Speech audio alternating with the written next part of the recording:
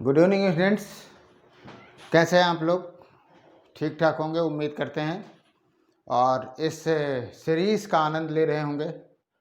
तो फिलहाल अशोक के अभिलेखों पे चर्चा जारी है। हम लोगों ने कल भी चर्चा किया था और ख़ास करके बृहद लघु स्तंभ और गुहा लेखों की हमने चर्चा आपसे किया था और ये स्थान है जहाँ से प्राप्त हुए हैं। बृहद शिलालेख की हमने चर्चा कर लिया। अब हम लोग आज चर्चा करेंगे लघु शिलालेख और अन्य की चर्चा थोड़ी बहुत करते हैं लघु शिलालेख के संदर्भ में, राइट। तो आइए देखते हैं लघु शिलालेख। वास्तव में जो लघु शिलालेख की जो प्रकृति है ना, वो बृहद शिलालेख अगर हम बात कहें तो एक तरह से ये बृहद शिलालेख के पूरक हैं। बृहद शिलालेख के पूरक हैं, कॉम्प्लीमेंट्री हैं। यानी जो बातें छूट गई कहाँ पे, बृहद शिलालेख में, उसे लघु शिलालेख में जो है वो रखा गया। और ये व्यक्तिगत हैं, कुछ व्यक्तिगत सूचनाएं भी देते हैं, राइट। बृहद शिलालेख अगर आप देखेंगे तो स्पेशली बृहद शिलालेख हैं वो क्या है, केवल धम्म नीति या प्रशासनिक नीति की चर्चा करते हैं, लेकिन लघु शिलालेख में वो कुछ अपनी व्यक्तिगत बातें भी बताता है। आइए हम लोग कुछ प्रमुख बातों की चर्चा करते हैं कि कुछ प्रमुख लघु शिलालेखों की चर्चा कर लेते हैं। जैसे आपको बताऊं, 4 ऐसे लघु शिलालेख हैं। कौन कौन? गुर्जरा, कई बार ये प्रश्न पूछा हुआ है इसलिए ध्यान में रखिए। कौन कौन से? गुर्जरा, मास्की, नेट्टूर और उडगोलम।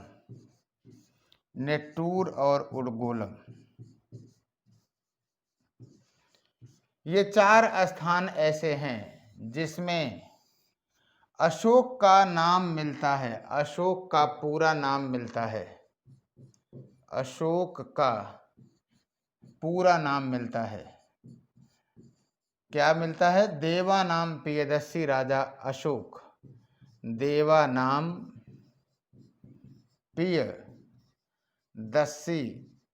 राजा अशोक। अदरवाइज अन्य जगहों पे नाम मिलता है केवल देवा नाम प्रियदर्शी, देवताओं का प्रिय राजा, ऐसा कहता है।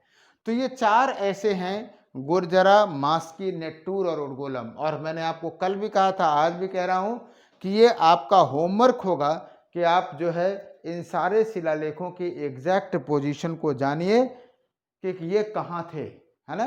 पूछा भी जा सकता है कि इनका लोकेशन कहाँ था। क्लियर है? आगे आपको बताऊं, राइट। नेक्स्ट की अगर हम चर्चा करें तो आप ये जानते रहिएगा कि जो भाब्रू या बैराट लेख है, भाब्रू या बैराट, इसमें अशोक की बौद्ध धर्म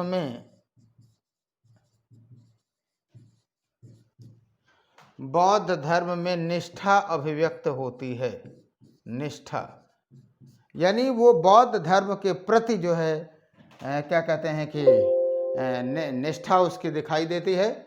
आपको बताऊं कि एक वर्ड आता है संघ उपेते, कहीं अलग से लिख लेते हैं, इसको जान लेते हैं। संघ उपेते, जो संघ उपेते वर्ड है वो माना जाता है कि बौद्ध उपेते यानी बौद्ध धर्म में जाने को इच्छुक, ऐसा दिखाई देता है। किसमें? भाब्रू अभिलेख में दिखाता है। और आपको बताऊं, मास्की जो अभिलेख है, मास्की में उसने स्वयं इस बात को कहा है कि बौद्ध शाक्य कहा है। मास्की में उसने अपने आप को बौद्ध शाक्य कहा है। बौद्ध शाक्य कहा है। क्लियर है? तो ये लघु शिलालेख की कुछ बातें हैं। बाकी हम लोग जब अशोक को पढ़ेंगे, उसके इकोनॉमिक, पॉलिटिकल, कल्चरल एस्पेक्ट को पढ़ेंगे तो एक बार फिर से देखने का प्रयास करेंगे, है ना। एक और इंटरेस्टिंग बात याद आई, उसे भी जानते रहिए कि सामान्यतः आप देखेंगे कि जो लघु शिलालेख हैं वो क्या है, ब्राह्मी में है ना। अगर एक ऐसा लिपि है, इसमें एकमात्र ऐसा लेख है, पूरे अशोक के अभिलेखों की हम चर्चा करना चाह रहे हैं, तो उसमें एर्रगुड्डी का जो अभिलेख है, एर्रगुड्डी का लेख लघु शिलालेख, यहां से बृहद भी मिला है और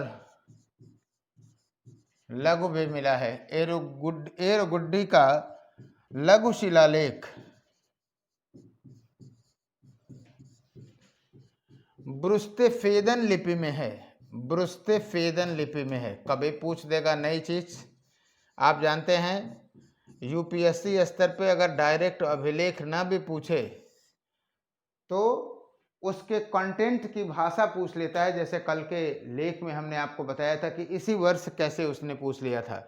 फिलहाल एर्रगुड्डी का जो लघु शिलालेख है वो ब्रुस्तेफेदन लिपि में लिखा है।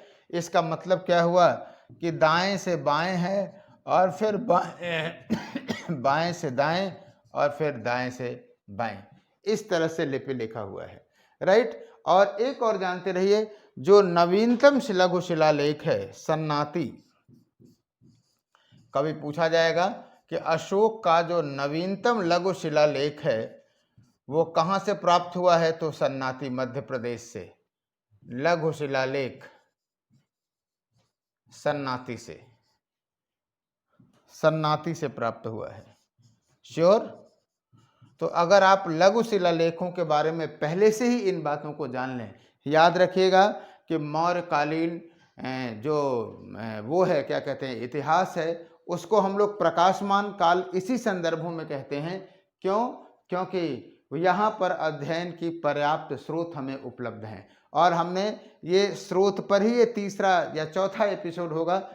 कौटिल्य हमने अलग आपको डिस्कस किया, मेगस्थनीज आपको अलग डिस्कस किया, कल अशोक के लेखों को डिस्कस किया, आज भी हम अशोक के अभिलेखों को ही डिस्कस कर रहे हैं। तो इतना विस्तृत हमने आपको डिटेल चर्चा किया है कि इसके बाहर कुछ नहीं जाएगा। और आपको एक बात और भी बता दूं, जिन लोगों ने अभी लेट में चैनल को देखा है या आज देख रहे हैं, आजकल देख रहे हैं, इस चैनल पर धारावाहिकता में आपको इतिहास कैसे पढ़ें वहाँ से शुरुआत करके हमने इतिहास के स्रोत क्या हैं, वर्गीकरण क्या है ना, पाषाण काल पे 2-3 वीडियो, इंडस वैली सिविलाइजेशन पे, वैदिक युग पे, महाजनपद पे, विदेशी आक्रमण पे, एक अनवरत लगातार श्रृंखला हमने पढ़ी है। आप सभी लोगों को पढ़ने चाहिए। आधे आधे घंटे का ये वीडियो है, आधे घंटे 25 मिनट 40 मिनट मैक्सिमम होगा, है ना। तो इससे क्या होगा कि वो विद्यार्थी जो हमारे एकदम नए हैं और वो स्टार्टअप कर रहे हैं अभी, तो उनके लिए एक बड़ा कॉन्फिडेंस बिल्डिंग वाला ये होगा। दूसरी चीज, जिन लोगों ने पढ़ भी लिया है थोड़ा बहुत, उनके भी ज्ञान में इन्हांसमेंट होगा। और इसी के साथ ही पैरेलल हमने T20 सीरीज भी लाया है कि जिन टॉपिक्स को हम पढ़ा लेंगे उन पे 20-20 सवालों के 3-3 सेट हम आपको डिस्कस करेंगे, वहां पे लिखा भी रहेगा। और उससे क्या होगा कि आपने इस चीजों को कैसे समझा, कहां तक समझा, वो T20 सीरीज में आप देख सकते हैं। अगर 80% के आसपास आप T20 सीरीज 80 to 90% को हल कर ले रहे हैं, इसका मतलब है कि आप राइट डायरेक्शन में हैं। तो उन सभी विद्यार्थियों को जिन्होंने अभी अभी चैनल को देखा है, उनसे हम यही कहेंगे कि वो अपने भी सब्सक्राइब करें, अन्य लोगों को भी प्रेरित करें और इस ओपन सीरीज को पढ़ें। एक बात और भी बता दूं कि यहाँ से पेड बैच भी ऑप्शनल का चल रहा है ना, तो आप वहाँ पे भी आ सकते हैं, लेकिन ये आपकी अपनी इच्छा है। और ये जो ओपन सीरीज है वो सामान्य अध्ययन के पॉइंट ऑफ व्यू से हम लोग चर्चा कर रहे हैं, तो यहाँ इसको तो सबको पढ़ना चाहिए, राइट। और ये सबके लिए हेल्पफुल है, चाहे वो टीजीटी हो, चाहे वो पीजीटी हो, चाहे वो क्या कहते हैं हायर कमीशन हो। इतिहास के में समझ की जहाँ भी कहीं आवश्यकता है तो वो ये सीरीज काम करने वाली है। तो ये बहुत मार्के की सीरीज होगी। बस अभी इस चूंकि हमने अभी नया शुरू किया है तो लोगों को ज़्यादा पता नहीं है, बस इस चीज़ को स्प्रेड आउट करने की ज़रूरत है। तो फिलहाल ये लघु शिलालेखों की बात हमने किया। आइए हम आपको चर्चा करते हैं, स्तंभ लेखों की बात करते हैं। तो जो स्तंभ लेख हैं, है ना, ये अगर आप देखें तो इनकी जो संख्या है वो है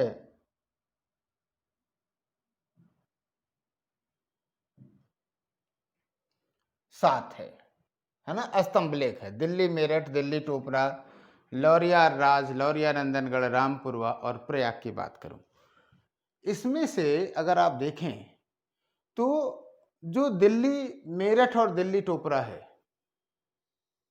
ये दोनों लगभग जो क्या कहते हैं, ये दोनों एक मेरठ में था और एक सहारनपुर में था। इसको फिरोज शाह तुगलक के द्वारा ले आया गया था। क्लियर है? पहली बात तो इसको ध्यान में रखने की जरूरत है। दूसरी बात, जो दिल्ली टोपरा है इसी पे केवल 7 लेख मिलते हैं, अन्य पे मात्र 6 ही मिलते हैं। राइट? और वास्तव में देखें स्तंभ लेख कोई बहुत खास फेमस नहीं रहे हैं। स्पेशली हमको देखने की जरूरत है, लघु स्तंभ लेख को देखने की जरूरत है। और एक बार मैं और कहूँगा कि ये जो प्रयाग का आपको स्तंभ लेख दिखाई देता है, राइट, प्रयाग का स्तंभ लेख वास्तव में कौशाम्बी में था और इसे जहांगीर के समय में, अकबर के समय में जहांगीर के द्वारा लाया गया था। जहांगीर उस समय विद्रोह करके ये घटना लगभग 1603 में इनकी है और उस समय ले आया गया था। अब याद रखिएगा, इस जब आप प्रयाग स्तंभ लेख की बात करेंगे तो ऊपर अशोक की धम्म नीति के बारे में है, नीचे क्या है, नीचे समुद्रगुप्त की प्रयाग प्रशस्ति है और उसके बाद बीरबल का उल्लेख है और फिर शासक के रूप में जहांगीर का उल्लेख है। इसलिए ये एक इंटरेस्टिंग पॉइंट होगा कि अलग अलग कालखंडों पे कभी अगर आपसे पूछ दिया जाए कि प्रयाग प्रशस्ति में या जो प्रयाग लेख है किन किन शासकों का उल्लेख है, तो आपको दिमाग में रखना चाहिए वो कौन कौन से शासक हो गए। वो शासक हो जाएंगे आपके, पहले तो अशोक, दूसरा का क्या हो जाएगा समुद्रगुप्त और तीसरा जहांगीर।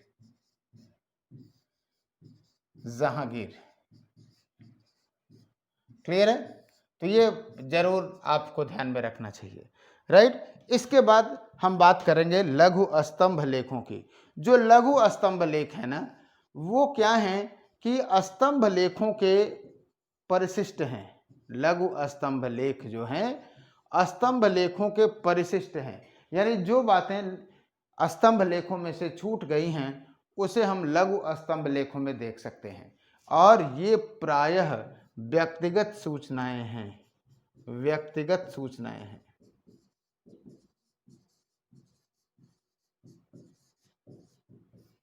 श्योर, पर्सनल इंफॉर्मेशन है। तो आइए हम लोग कुछ बात करते हैं लघु स्तंभों की। जैसे दो जो शिलालेख हैं,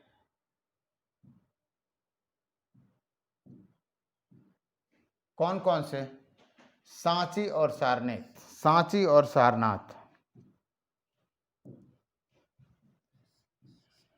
सांची और सारनाथ, ये दोनों संघभेद रोकने के लिए हैं। यानी इसमें अशोक ने कहा है कि जो कोई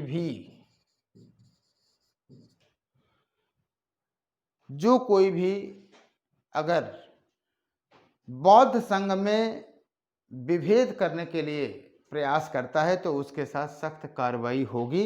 ये सांची और सारनाथ में है। उसी तरह से कौशाम्बी अभिलेख जो है उसमें रानी कारवाक का मिलता है, इसीलिए इसको रानी का अभिलेख भी कहते हैं। रानी कारवाक अशोक की, और इसके द्वारा बौद्ध संघ को दान दिए जाने की सूचना मिलती है। राइट? और फिर अगर आप देखें रुमनदेई अभिलेख, रुमनदेई अभिलेख सबसे छोटा भी आप कह सकते हैं।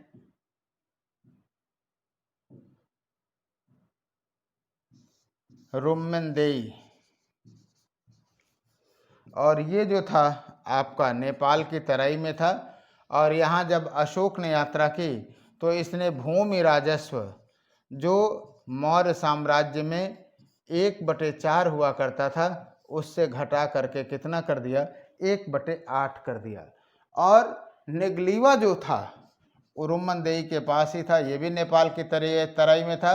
जो निगलीवा शिलालेख था, इसमें इससे ये पता चलता है कि इसने कनक मुनि के स्तूप का संवर्धन करवाया, कनक मुनि के स्तूप का संवर्धन करवाया। राइट, तो ये सारी सूचनाएं व्यक्तिगत सूचनाएं हैं, इन सूचनाओं को जानते रहना चाहिए। जिस तरह से यूपीएससी में इस बार क्या किया, उसने इसके कंटेंट को पूछ लिया, वो आपसे भी पूछा जा सकता है, तो प्रीलिम्स के हिसाब से अत्यधिक महत्वपूर्ण है।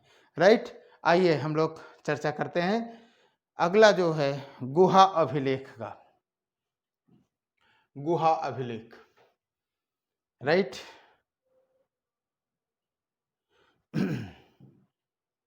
गुहालेख, वास्तव में ये जो गुहालेख हैं वो हैं बाराबर पहाड़ियों पर हैं। कहाँ हैं? बिहार के बाराबर पहाड़ियों पर हैं। दो मौर्यकालीन शासकों के यहाँ पे बनाए हैं। गुहा का मतलब है पत्थरों को काट करके। यहाँ तीन जो हैं, सुदामा गुफा, कर्णचोपण गुफा और विश्व झोपड़ी गुफा। हमेशा पूछता है प्लस, अगर यहाँ से छूट भी गया तो कला में, आर्ट एंड कल्चर में ये चीज़ें पूछ लेगा, क्योंकि ये सारी की सारी कहीं न कहीं कल्चर से भी रिलेटेड हैं। तो सुदामा, कर्णचोपड़ और विश्व झोपड़ी की गुफा अशोक ने बनवाई थी। उसके बाद तीन और गुफाएं दशरथ के द्वारा बनाई गई। दशरथ गोपी, लोमर्स और वणथिका की। और वास्तव में ये जितने भी गुहालेख आपने यहाँ देखे वो सारे के सारे आजीवक संप्रदाय को हैं, आजीवक संप्रदाय के साधुओं को दिए गए हैं, आजीवक संप्रदाय के साधुओं को। क्लियर है? तो इस प्रकार आपने कल और आज मिला करके अशोक के अभिलेखों के बारे में या मौर्यकालीन जो अभिलेख हैं उनकी आपने विधिवत चर्चा की। अब हम जो क्या करेंगे, अब हम लोग चर्चा करेंगे किस पे, कि कैसे ये मौर्य साम्राज्य बना। चंद्रगुप्त मौर्य की चर्चा करेंगे, बिंदुसार की, अशोक की, पॉलिटिकल हिस्ट्री के एस्पेक्ट में चलेंगे। लेकिन इसके पहले कि हम राजनीतिक इतिहास की बात करें, राजनीतिक इतिहास कल के एपिसोड में हम लोग देखेंगे। अभी फिलहाल हम लोग एक सवाल देखते हैं। एक क्वेश्चन पूछा जा सकता है आपसे भी कि मौर्यों की जाति, क्या मौर्यों की जाति रही होगी? मौर्यों की जाति का प्रश्न है। आप जानते हो कि मौर्य साम्राज्य पहला ऐसा साम्राज्य था जो कि अखिल भारतीय साम्राज्य था, ऑल इंडिया लेवल का साम्राज्य था। श्योर। तो जाति का प्रश्न भी इसके बावजूद विवादित है कि मौर्य कौन थे, किस जाति के थे। अलग अलग लोगों का मत है, मोटे तौर पे आपको जानते रहना चाहिए। मैं निष्कर्ष भी बताऊंगा, लेकिन जानते रहें कि क्या प्रवृत्तियां रही हैं। जितने भी ब्राह्मण साहित्य हैं, ब्राह्मण साहित्य हैं, खास करके जो अगर आप बात करेंगे तो पुराण है, विष्णु पुराण,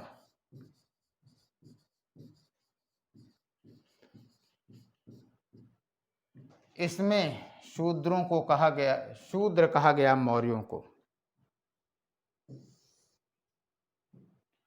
मौर्यों को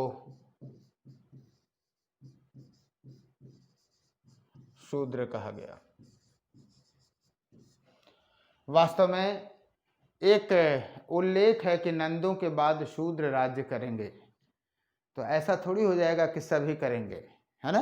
तो यह पर्याप्त, क्या कहते हैं कि सटीक प्रमाण नहीं माना जाता है, और वास्तव में हम लोग इसे नहीं मानते हैं।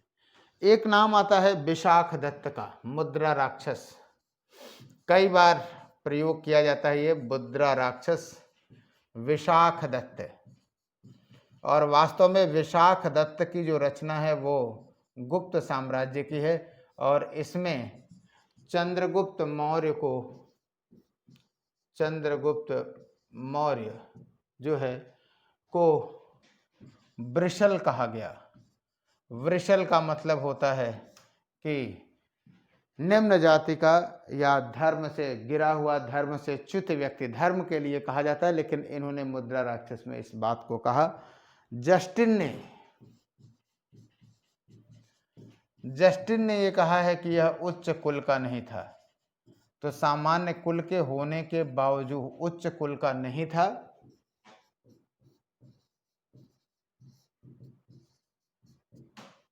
और अगर उच्च कुल का नहीं था, सामान्य कुल की बात था, तो शूद्र तो नहीं कहा जा सकता है ना। एक और नाम आता है प्लूटार्क का। प्लूटार्क ने स्पष्ट ये बताया है कि जब सिकंदर से चंद्रगुप्त मौर्य मिला तो उसने यह एडवाइस दिया कि उसे नंद राजा पर आक्रमण कर देना चाहिए, क्योंकि जाति की नीचता की वजह से जनता उसके साथ क्या करती है, जो है बहुत वो नहीं करती है, क्या कहते हैं कि उस पर विश्वास नहीं करती है। तो अब बताइए, अगर ये स्टेटमेंट सही है तो निश्चित रूप से वो निम्न तो कुल का तो नहीं ही रहा होगा, क्योंकि जो निम्न कुल का होगा या निचली जाति का होगा वो ये कतई नहीं कहेगा कि राजा निचली जाति के कारण बदनाम है ना। तो कहने का मतलब ये है कि ये ब्राह्मण और ये इन साहित्य से यह मत प्रमाणित नहीं होता है कि वास्तव में मौर्यों की जाति शूद्र थी या वो निचली जाति के थे। आगे हम लोग चर्चा करते हैं कि कुछ ऐसे साक्ष्य हैं, जैसे बौद्ध साहित्य है। बौद्ध साहित्य में और जैन साहित्य में, दोनों में क्षत्रिय कहा गया।